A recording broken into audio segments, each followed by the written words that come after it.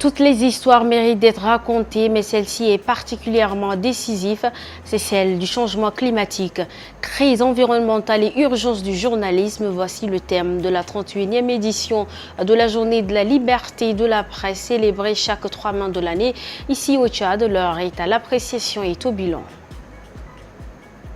Une délégation de la CEAC est à N'Djamena dans le cadre de l'élection présidentielle. Plusieurs rencontres ont eu lieu depuis ce matin du vendredi.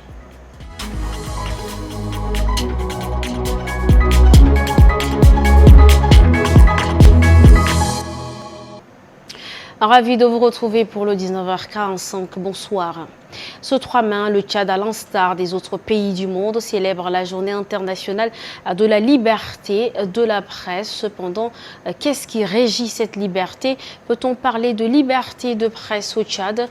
Dieudonné Dionabay, ancien journaliste, 40 ans d'expérience, donne des éléments de réponse dans ce récit. Jidora Somok Jumleila et Abakar Lambert. Il a fait ses preuves dans plusieurs rédactions locales. Lui, c'est Dieudonné Dionabay, l'ancien président de la Haute Autorité des médias et de l'audiovisuel. Pendant 40 ans, sa voix a accompagné les auditeurs de la radio nationale et de la radio France internationale. Dieudonné Dionabay, ou Bendio, est également une plume renommée du journal N'Djamena Hebdo sous le régime d'Idriss Déby Itno. Maintenant à la retraite, le doyen de la presse tchadienne reste convaincu de la liberté de presse dans le pays. La liberté de presse existe-t-elle au Tchad? Oui, la liberté existe. Elle est réelle. Avoir le nombre des journaux,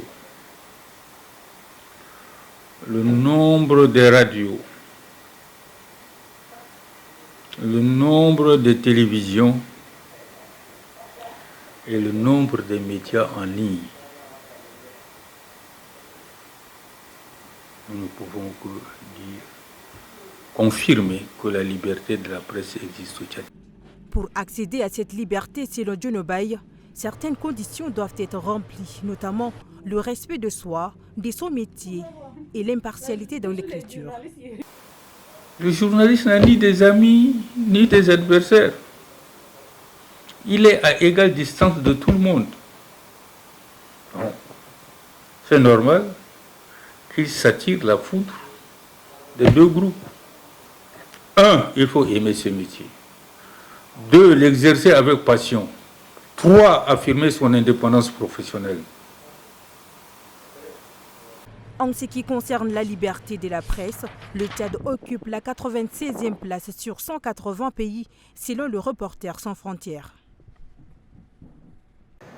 Rassemor Jimleila, à cette même occasion, les journalistes ont fait des plaidoyers à l'encontre de la Haute Autorité des médias et de l'audiovisuel, propos recueillis par Sonda Kabdana. La liberté de la presse est chancelante. C'est à dents de scie. À un certain moment, on a cette liberté-là de faire tout, de dire tout. À un certain moment, on nous oblige de ne pas dire tout.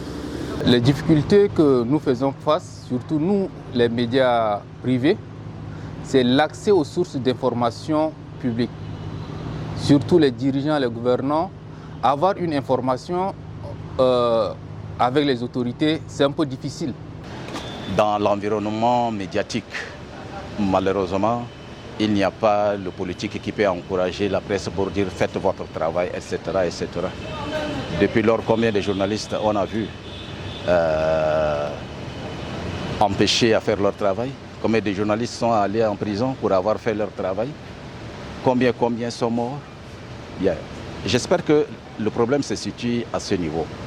Mais dans un pays en proie de crise comme le Tchad, parler de la liberté vraiment de presse, je dirais que ça n'aboutit qu'à 15% et non à 50% comme on le veut.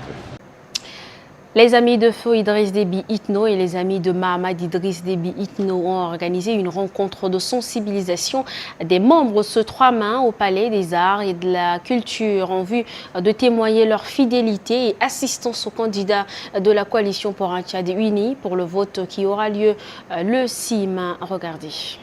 Ces hommes et femmes que vous voyez sont des amis du feu président Idriss Déby Itno.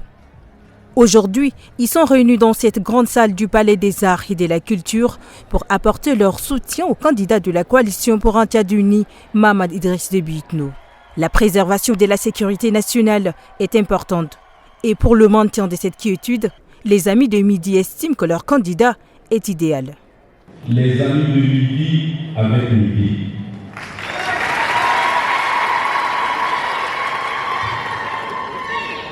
Pourquoi les amis de Midi ont tenu à témoigner à leurs fils leur attachement, leur dévouement, leur fidélité et surtout, Monsieur le Président, leur loyauté. La campagne électorale prendra fin d'ici quelques heures et les 5 et 6 mai, les Tchadiens seront appelés aux urnes pour trancher entre les 10 candidats en lice. À 24 heures de la fin de la campagne, le candidat du Parti Rassemblement National des démocrates tchadiens, RNDT Le Réveil, Pahimi Pataké Albert, a animé un meeting à Gagal dans le département de Nahaï, province du Mayo-Kébi Ouest. Plus de détails. Écharpe aux couleurs du parti noué autour du cou, la main en l'air, Pahimi Pataké Albert fait ainsi son entrée à Gagal. Ici, dans le département des Nanaï, le candidat du RNDT Le Réveil promet de mettre fin au problème d'enlèvement contre rançon. Comme partout où il a posé les pieds, l'homme du coq blanc a appelé à voter pour lui lors du scrutin d'ici mai. Si je suis élu comme je le serai le 6 mai, président de la République, mais ce n'est pas quelqu'un qui va aller me dire que la route par là, Gagal, Mbaynamar, Mundou est impraticable. Est-ce que c'est quelqu'un qui va me dire? C'est moi-même qui l'emprunte moi-même. Donc je vais m'en occuper, vous savez très bien. Au long de la route, en train de sortir des salles de classe en séco, je leur dis qu'il n'y aura plus de salles de classe en séco. L'occasion lui a été permis de souligner l'importance de créer des emplois décents pour les jeunes et de construire des infrastructures e-sportives pour la jeunesse. Le grand meeting de clôture est prévu à Pala le samedi 4 mai. Pour aborder dans le même chapitre le comité d'études et de communication des cadres du mouvement patriotique du salut, CEC-PS, par le biais d'un point de presse vendredi, tient à féliciter le président de transition pour avoir tenu sa promesse de ramener le Tchad à l'ordre constitutionnel et rend hommage à l'Agence nationale de gestion des élections, ANGE, pour avoir coordonné et encadré les activités de campagne à travers tout le territoire national. Je vous propose un extrait.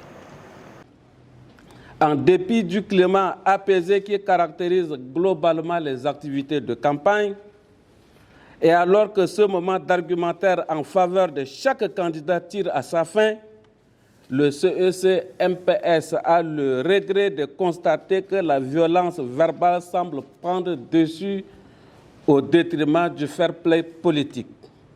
Des propos calomnieux et à caractère diffamatoire sont proférés par certains candidats et ou leur direction des campagnes à l'encontre d'autres candidats, notamment le candidat de la coalition pour un Tchad uni. Des informations recoupées et traitées sont présentées dans l'actualité en bref du jour. C'est une compilation de Guénaoudou Cynthia. L'armée américaine prévoit de retourner au Tchad dans un mois pour discuter de la révision d'un accord autorisant le maintien de troupes américaines dans le pays après le retrait temporaire d'une grande partie de leur contingent. Cette décision fait suite à des questions sur la légalité de leur opération au Tchad et au retrait des troupes américaines du Niger. Le général Michel Langley a souligné que le partenariat en matière de sécurité avec le Tchad devrait se poursuivre après l'élection présidentielle de lundi. Le retrait temporaire des forces américaines fait partie d'un examen continu de la coopération en matière de sécurité dans la région du Sahel. Le responsable du centre de santé de Salamanga, localité située à 75 km d'Ondjamena, dans le district de Dourbali, province du Chaliba-Girmi, Kouloui Babingné, a été assassiné dans sa maison par un voleur dans la matinée du 1er mai 2024 aux environs de 3 heures du matin. Selon une source locale retraçant le fait, la victime a été poignardée à mort après avoir confronté l'intrus. Le présumé meurtrier est en fuite et est recherché par les autorités.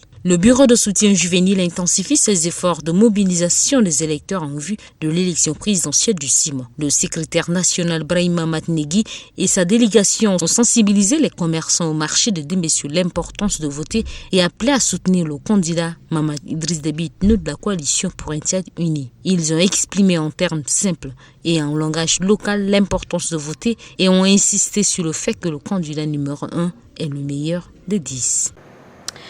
Je l'annonçais dans les grandes articulations, la mission d'observation électorale de la communauté économique des États de l'Afrique centrale, CEAC, a été reçue ce matin par le président du Conseil constitutionnel, Maître Jean-Bernard Padaré. C'est dans le cadre de la présidentielle qui s'annonce. L'équipe de Ndale Paul nous en dit plus. À l'approche du scrutin du 6 mai, la mission d'observation électorale de la communauté économique des États de l'Afrique centrale mène des consultations avec les différentes parties impliquées. Au sortir de la rencontre avec le président du Conseil constitutionnel, elle dit être édifiée. Il nous a donné beaucoup d'informations sur le cadre des gardes des élections ici, la Constitution et d'autres lois. Il nous a parlé des réformes en cours dans le pays. Il nous a parlé de l'environnement qui prévaut dans le pays à la veille de ces élections. Comme nous ne sommes pas encore à la fin de notre mission d'observation, il est très difficile de vous faire une appréciation.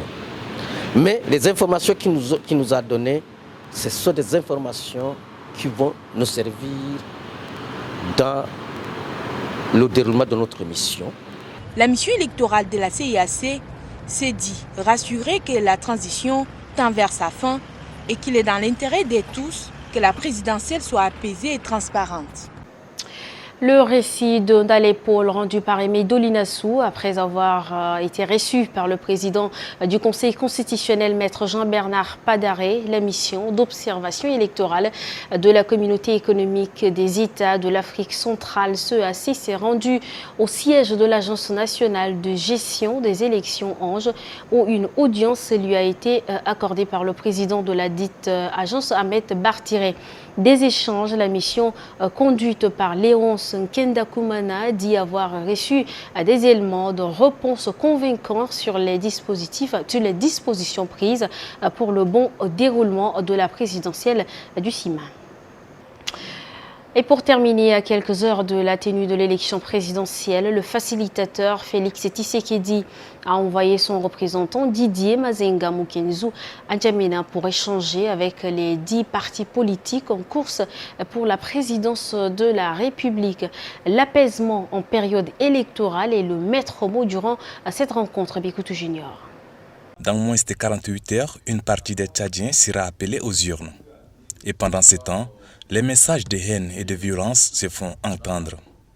Soucié de ce climat qui risque d'engendrer une crise post-électorale, Félix Antoine Tshisekedi, facilitateur désigné par la CEAC pour la réussite de la transition au Tchad, a dépêché son représentant Didier Mazenga Mukanzu pour échanger avec les acteurs politiques impliqués dans la course à la présidence. Et rappeler à la population que nous ne voulons pas la violence et nous voudrions respecter les lois du pays. Et rappeler aux électeurs respectueux des textes, respectueux des lois du pays, que c'est l'ange qui est autorisé, accrédité, la seule, l'unique, la bouche autorisée à publier les résultats, c'est l'Agence nationale de gestion. Du côté des représentants des partis politiques en lice, l'interdiction de photographier les procès-verbaux est un non-sens puisque le dépouillement est public. Ils appellent donc les militants à sortir voter selon les principes du code électoral. Si on se laisse décourager, si on se laisse emporter par les désagréments sur les réseaux sociaux, je crois que nous sommes en train plutôt de contribuer à notre propre échec. Donc nous invitons tout le monde à participer massivement à ce vote pour espérer à une victoire. Cette rencontre n'a pas pu bénéficier de la présence de tous les représentants des 10 candidats en compétition. Junior, merci à toute l'équipe de la rédaction. C'est ici que prend fin cette édition. Merci à vous, chers téléspectateurs, de l'avoir suivi.